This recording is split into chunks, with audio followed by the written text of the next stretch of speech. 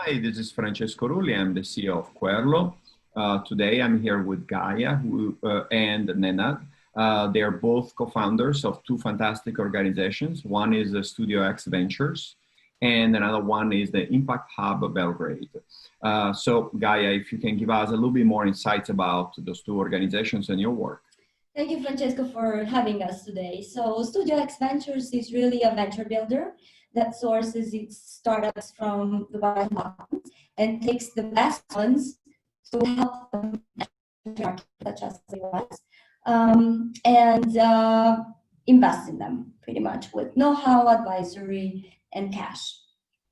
Yeah, and the Impact Hub Belgrade is basically a part of the global network of co-working spaces and communities throughout the world. There are 90 locations throughout the world.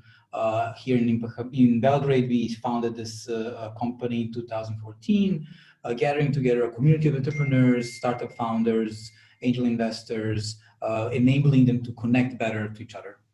Fantastic. Okay, so you're in Belgrade now, in the heart of Europe.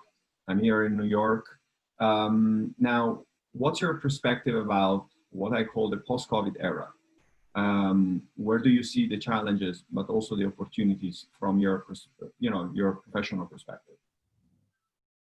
This is absolutely the question that we ask ourselves every day, and especially with the startups. How to turn it into an opportunity that can be transformed into a business that solves a problem and makes a profit, right? So our perspective is sort of reflective of the context that we live in, right? In the Western Balkans and in Europe, which is not a primary market.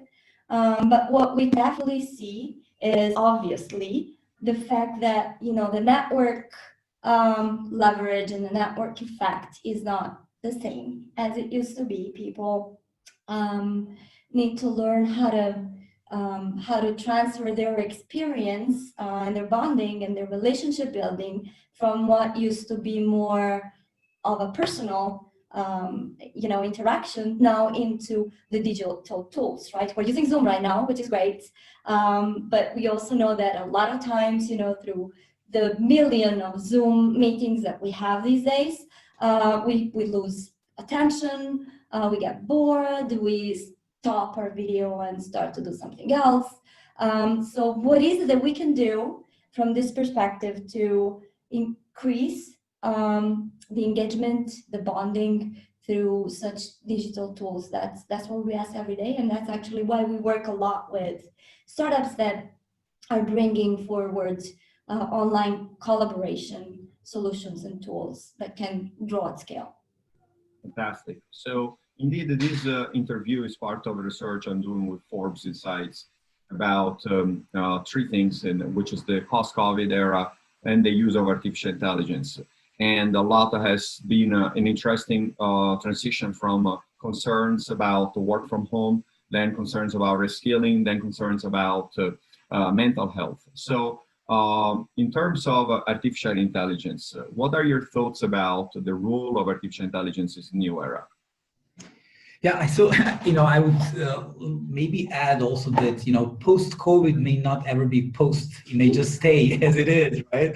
So we're really looking into a hybrid model of communication and interaction. And personally, I think AI will and already plays a large role, and this may be actually an opportunity to improve this role. AI traditionally was very disruptive in workplaces, like such as Impact Hub or in some factories. People being afraid that will lose their jobs, their daily operational, sometimes maybe even simple jobs, because there is an AI behind that can actually replace that. I think that the current situation really accelerates this use and bonding between what can we as humans do and what we should be doing, and not waste time on some repetitive and often meaningless work that we think that we are contributing to. So in that sense, I think that AI will continue to be a prominent buzzword, even in the time to come, but more than just a buzzword. I think it will, with the given circumstances, be improved, and many services will be therefore better off for us to focus on the things where we as humans can be very, very good at. Fantastic. Thank you. And if people want to learn more about your work, what's the best way to reach out to you and eventually get in touch?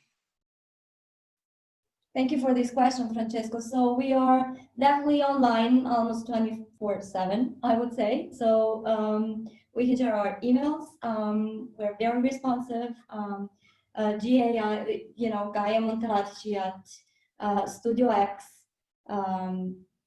.ventures. That's one way to go. Or LinkedIn, I Or say. LinkedIn, absolutely. I think LinkedIn is probably the best way to reach today to any people. Even if you have just like a cold email, or cold message or LinkedIn, it's the best way to reach out to people. So happy to connect on that. We are putting out a great startup expo for the Western Balkans on September 18th. This is the very first virtual startup fair that we will be organizing. And maybe that also be an opportunity to reach not only to us, but to people who are like us and who like to exchange on different thoughts. Very interesting. Thank you very much. Thank you, Francesco.